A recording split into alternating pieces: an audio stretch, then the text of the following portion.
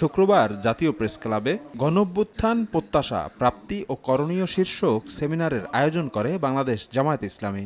এতে যোগ দেন অন্যান্য রাজনৈতিক দলের নেতারা। এ সময় মোড়ক উন্মোচন করা হয় দ্বিতীয় স্বাধীনতার শহীদ ও আহত যারা বইয়ের ইংরেজি ও আরবি ভার্সন। অনুষ্ঠানে উপস্থিত হয়ে দক্ষিণপন্থী ট্যাগ দিয়ে আবারও ইসলামপন্থীদের কোণঠাসা করার পায়তারা চলছে বলে অভিযোগ করেন এনসিপির মুখ্য সমন্বয়ক নাসিরউদ্দিন পাটোয়ারী।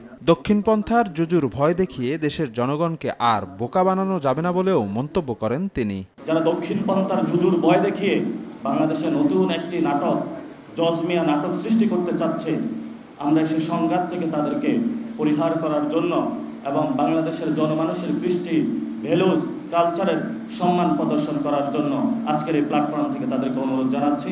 আগামী নির্বাচনে দেশপ্রেমিক ও ইসলামী দলগুলোর জোট হচ্ছে বলে জানান ইসলামী আন্দোলন বাংলাদেশের প্রেসিডিয়াম সদস্য আশরাফ আলী আকন। এই চাঁদাবাজ, দুর্নীতিবাজ, সন্ত্রাসীরা আগামীতে ক্ষমতা আসতে না পারে, এই জন্য আমরা দেশপ্রেমিক ইসলাম এবং ইসলামী দলগুলির মধ্যে একটা অটুট আমরা ঐক্য করার আমরা প্রত্যয় ব্যক্ত করছি।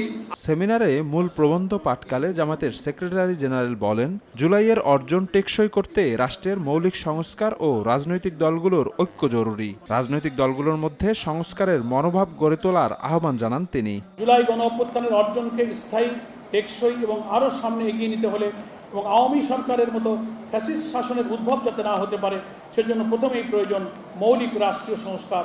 এজন্য প্রয়োজন দেশের রাজনৈতিক দলসমূহের বৃহত্তর ঐক্যমত গড়ে তোলা। সেমিনারে জুলাই অভ্যুত্থানের শহীদদের অর্ধশত পরিবার এবং আহতরা উপস্থিত ছিলেন। শফিক মুন্সি, সময় সংবাদ, ঢাকা।